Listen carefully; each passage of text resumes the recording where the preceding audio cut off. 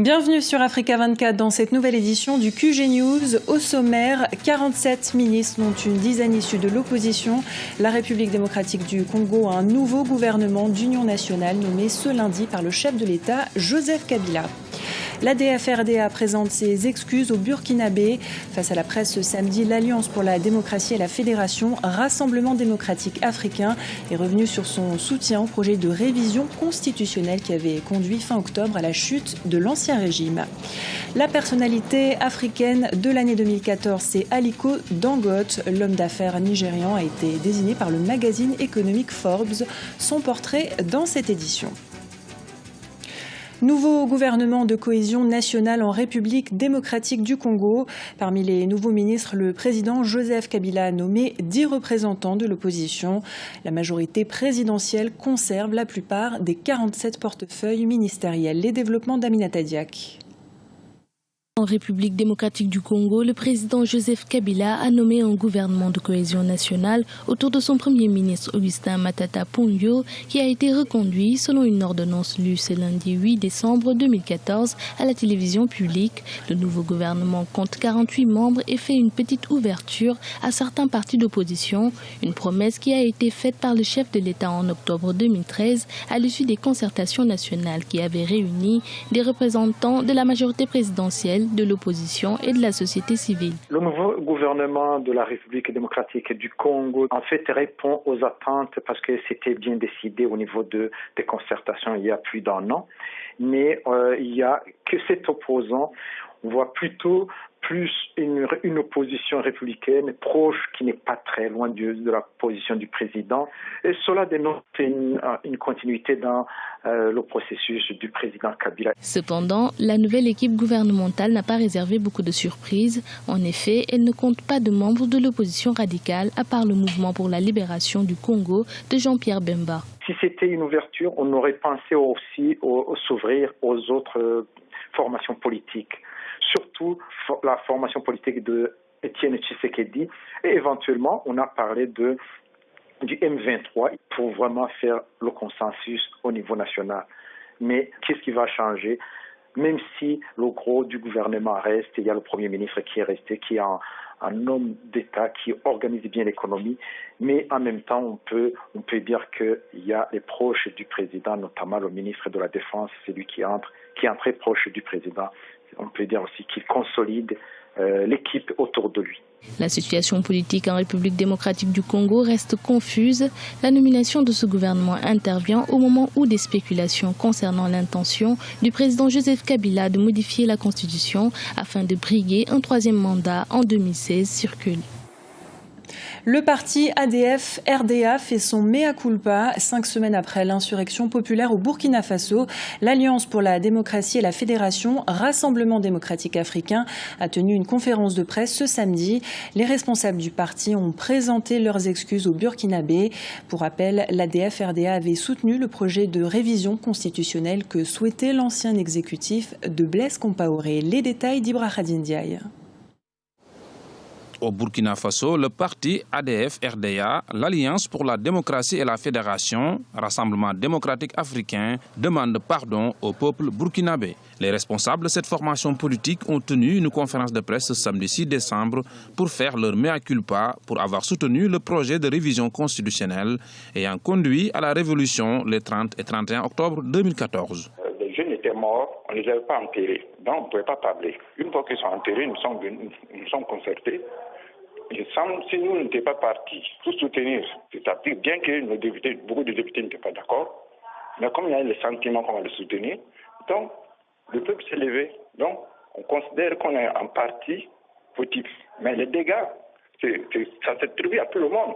Parti au pouvoir, les oppositions, tout le monde. Nous, en tant qu'un parti, nous avons des éléments qui sont morts aussi, qui sont blessés. En tant que deuxième responsable du parti, j'ai consulté mes autres amis pour leur dire si c'est possible, on puisse commencer à demander pardon. Et on a commencé et on continue.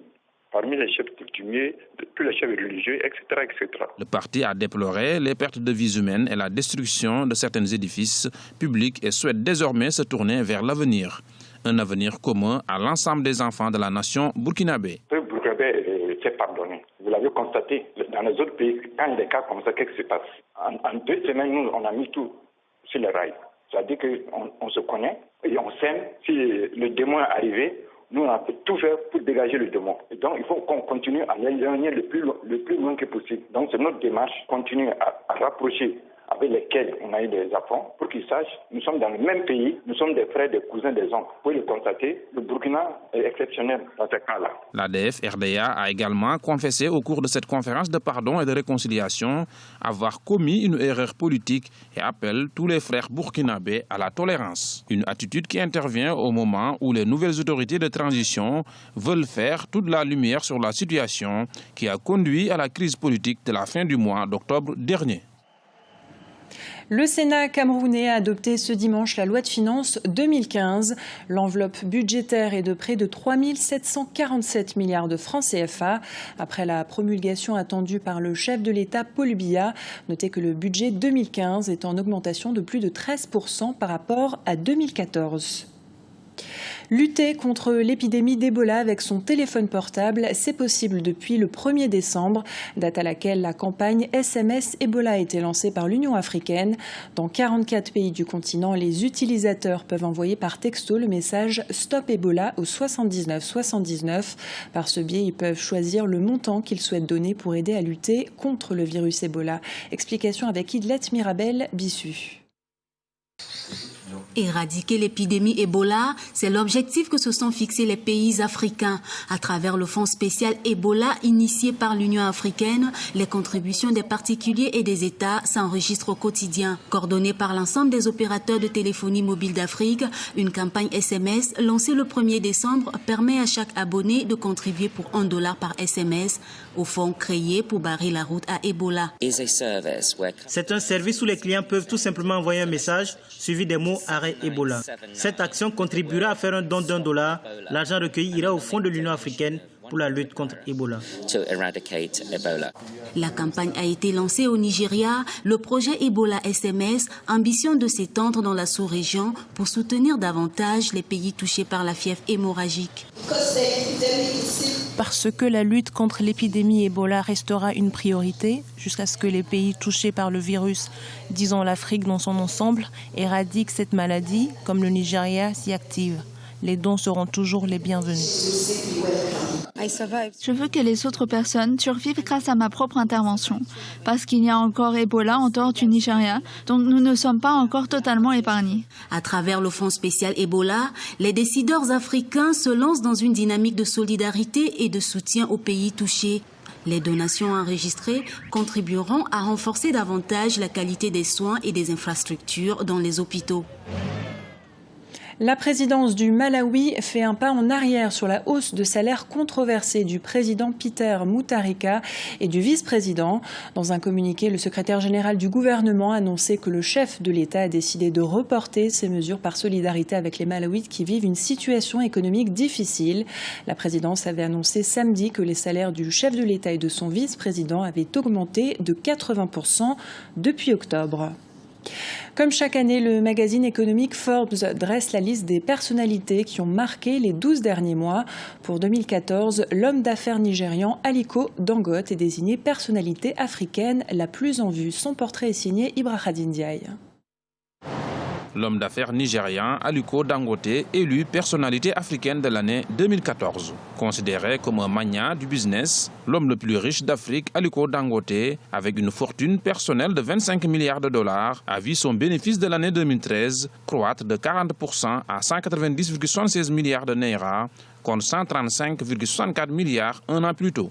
La plus grosse capitalisation boursière de la Nigerian Stock Exchange ne compte pas pour autant en rester là. La cimenterie Dangote prévoit en effet de doubler sa capacité de production de ciment à travers l'Afrique, la faisant passer à 40 millions de tonnes, et l'homme d'affaires ne compte pas s'arrêter là. Bien sûr qu'il y a des challenges, mais aucun n'est insurmontable, tant que nous restons soudés et déterminés à en triompher. Si nous unissons nos efforts, nous pouvons libérer l'Afrique de la pauvreté, de l'ignorance et de la maladie qui constituent les 3 obstacles à notre développement en tant que peuple. Pour les observateurs, la réussite de cet homme d'affaires n'est pas une surprise, car Aliko Dangote touche à plusieurs secteurs tels que l'énergie, l'agriculture et investit également dans plusieurs pays du continent. La réussite de l'homme nigérien, M. Aliko Dangote, s'explique tout simplement par le fait que c'est un visionnaire, de mon point de vue, dans la mesure où il a une vision globale macroéconomique de l'Afrique. Il s'intéresse énormément au continent. Il a commencé dans le secteur du ciment, chose qui est un choix stratégique qui est très très bien pensé dans la mesure où on sait que l'Afrique a besoin de construire. Le ciment, c'est la matière première. Donc Dangote s'est lancé dans un secteur qui est un secteur porteur pour l'Afrique. Aliko Dangote est à sa 4e nomination pour cette récompense. Il réalise également de nombreuses œuvres caritatives à travers le continent via sa fondation. L'art congolais est en fête à Kinshasa. La ville accueille la première édition de la Biennale d'art jusqu'au 19 décembre. Créateurs, amateurs d'art et collectionneurs peuvent y contempler toute la diversité du génie artistique congolais, comme nous l'explique notre correspondante en RDC, Christelle Ndaya Mbaya.